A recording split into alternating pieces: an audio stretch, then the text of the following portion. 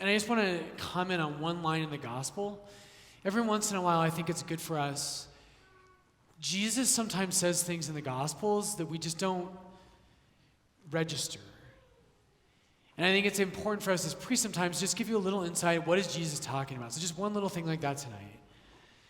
So tonight, Jesus talks about John the Baptist. And he says to the crowds, what did you go out to the wilderness to see? And the first kind of thing he says is, did you go out to see a reed swayed by the wind?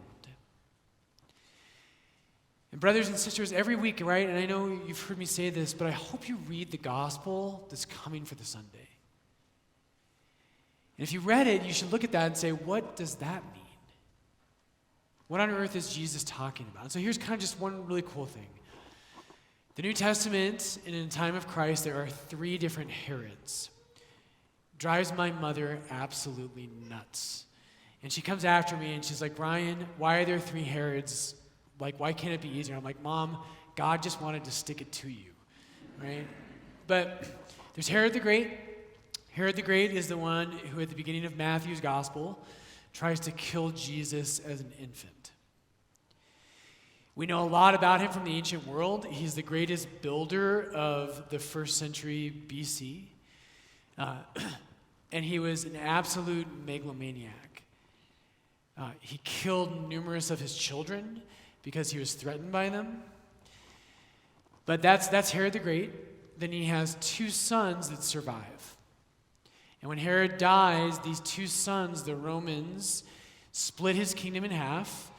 And one, Archelaus, becomes the king in the southern part of Israel. He's removed later on, and that's when Pontius Pilate comes in. In the north, you have Herod Antipas. And this is the Herod in the New Testament that's always trying to see Jesus.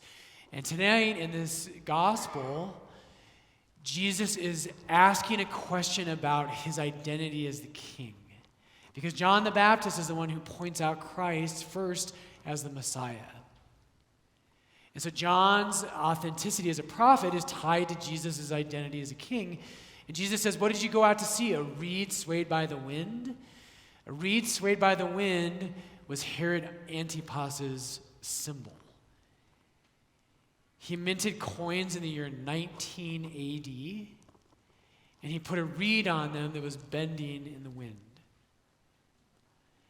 And so Jesus tonight, what he's pointing out about John the Baptist, is that John was not the king, but he was the one who pointed to the king. Right? The true king. Okay, super powerful. Okay, but tonight we continue our series on charity, and the Eucharist is the sacrament of charity. So I don't know if you've ever done this, but I bet you have. I bet at some point in your life you've prayed to God and you have said, Lord, I don't need everything to be perfect, but I just need to be happy. Jesus, I just want to be happy. That's a great prayer.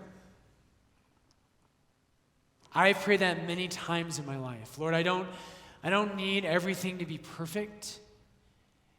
I just want to be happy. And tonight, what I want to lead you into, brothers and sisters, super beautiful. Tonight, what I want to lead you into is that joy is such an important part of our lives. But joy is a byproduct. And so in our lives, what we should not seek after is simply joy. And we'll get to this. We should seek after the thing that gives joy. Joy is a byproduct. St. Thomas Aquinas says, love, and joy is the byproduct of love. That's what it is. Love produces in us 2 things primarily. Love produces joy and sorrow.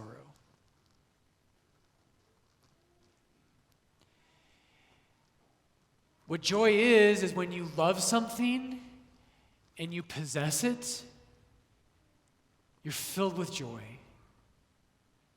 And when you love something and you don't possess it, you're filled with sorrow. Joseph Pieper, who is a great interpreter of Aquinas, Pieper says this: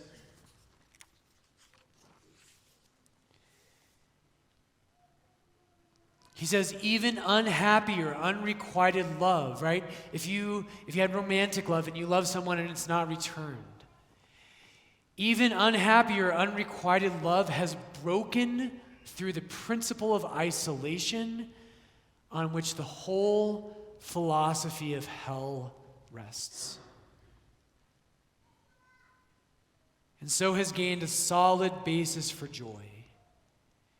A part, no matter how small, a part of paradise. You see, brothers and sisters, the person who doesn't love, if you didn't love, you couldn't be sorrowful. Not on any real level. Only the person who loves can really experience the depths of sorrow and the heights of joy. And tonight what we want to jump into is the unbelievable joy that God calls us to. So I don't know if you've read Brave New World. It's super depressing, which, I'm happy when I'm sad as a melancholic. So, but Brave New World, you guys were really sad about that. That was all the sanguines in church. Brave New World is a really profound book. Aldous Huxley wrote it, I believe, in the 1930s. But really profound, and a lot of people today say it's a very prophetic book. So I do encourage you to read it. It's great, it's very insightful. But in that book, there's a part of that really addresses well what we're dealing with tonight. In this Brave New World, it's kind of a utopian kind of future society, but something's profoundly broken. And in this future society, this Brave New World, if you ever feel down, there's an easy escape from it. They have a pill in the book they call it soma, which is the Greek word for body. I don't know why he chose that. But anyway, there's this pill soma, and if you're feeling down, if you had a rough week, if you love someone and they don't love you back, you just pop a pill. It might take 2, but whatever dosage you need, you're going to feel better instantly. And what Huxley does marvelously in this book is he shows that none of us would choose that. That something is profoundly broken if we actually enter into that kind of world. Because at the end of the day, brothers and sisters, what human beings want is we do not want just to be happy. We want a reason to be happy. Pope Benedict has a line where he says, all of us want to be loved, but only if it's true. All of us want to be loved, but only if it's true. And so what this points towards is that you and I, we don't merely want to be happy. We want to be happy because of something real. Joy is not something we should pursue directly. Joy is a byproduct. And so tonight, what Archbishop Aquila has called us to preach about, brothers and sisters, charity, as we've been talking about all through Advent, charity is love, but it's not human love, it's divine love. And in our loves, there's a hierarchy. Right? We all can think of things in our life that we love and they bring us joy, but they're lower. And there are things that are more risky, that are higher loves. Usually higher loves, by the way, not always, but they tend to have a greater risk of sorrow as well.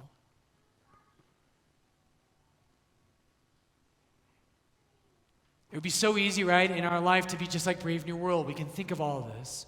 It's easy to choose counterfeits. If there's a high love that we're called to, and this theme tonight of charity is the source of joy, the highest good that exists is Him.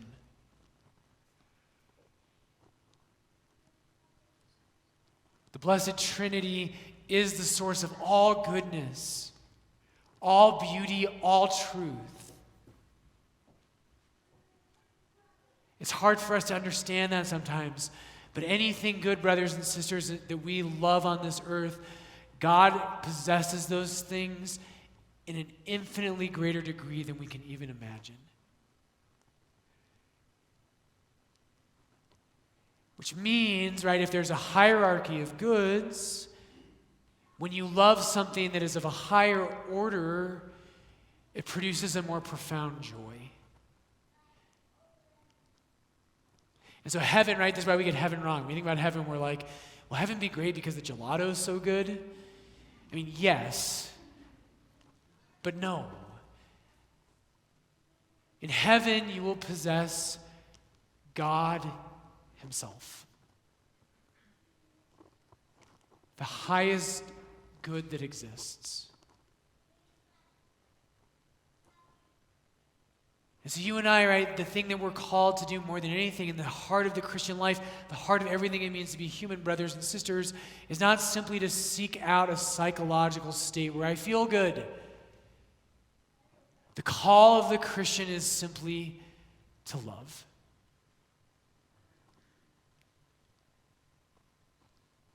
And with divine love, with charity, right? Charity is not a human love, it's divine. When the love that is from God and can live inside of us, and when we love Jesus and the Father and the Spirit, that can fill us with a joy that nothing else can. And I want to give you a practical example of this tonight. You're lucky tonight because I was running out and I was running to the confessional, and I had a couple quotes from Pope Benedict, and I grabbed my Pope Benedict book, and I grabbed the wrong one. So you got lucky, but don't get used to it. But Pope Benedict says, if you had to choose a moment that Christianity began, there's different moments that we could say Christianity began, and different saints and theologians have said different moments. Pope Benedict says the beginning of Christianity is in Luke chapter 1 when Gabriel comes to Mary. And what Gabriel says to her, we translate it when we pray the Hail Mary, we translate it as hail, full of grace. The Greek word for hail is kyrie. Does everyone say kyrie? Kyrie literally means rejoice.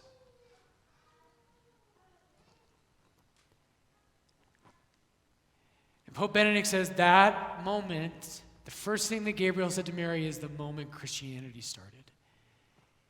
And the first word of our faith is joy.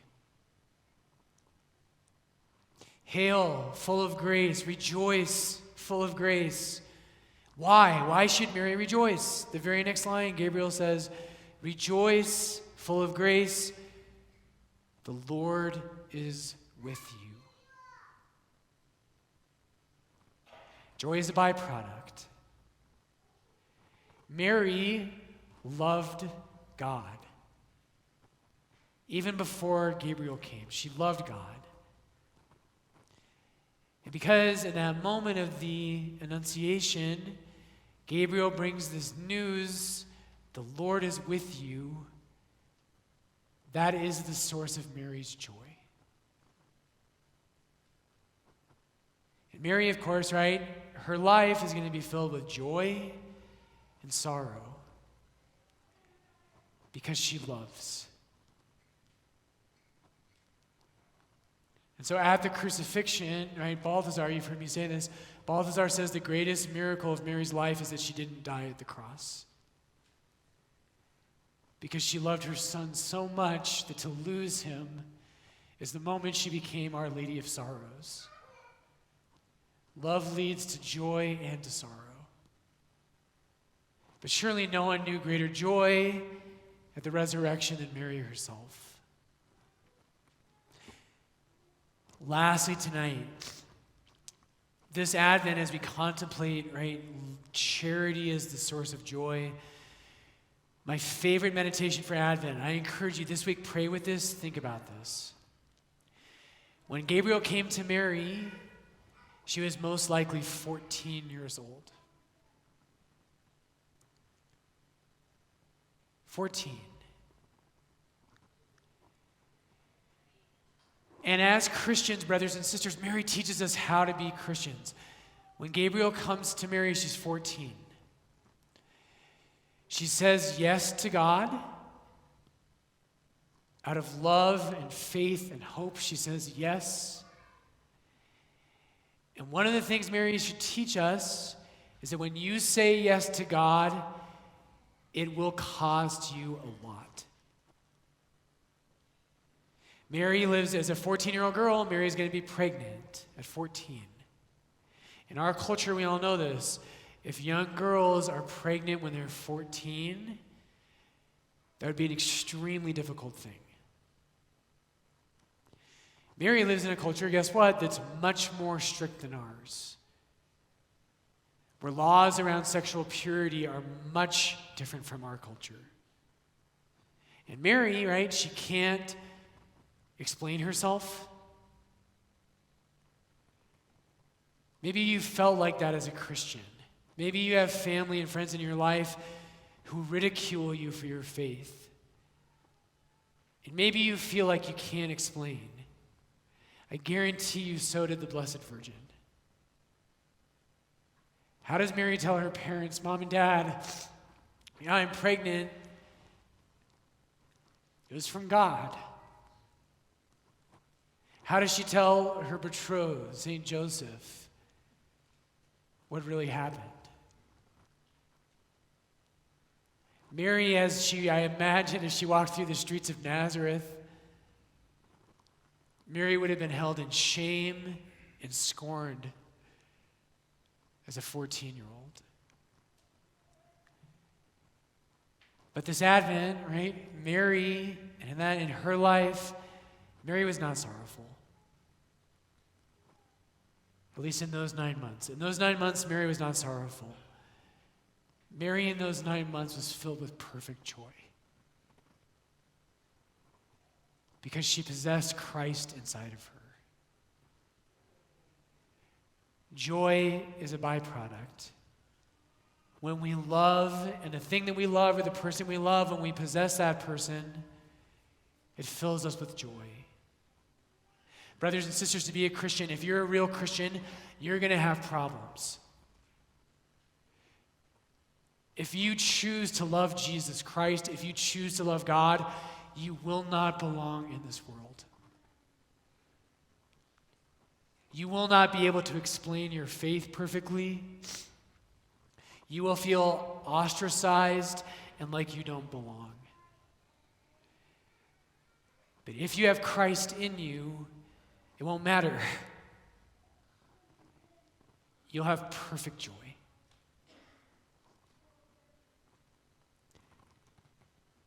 So Jesus, tonight,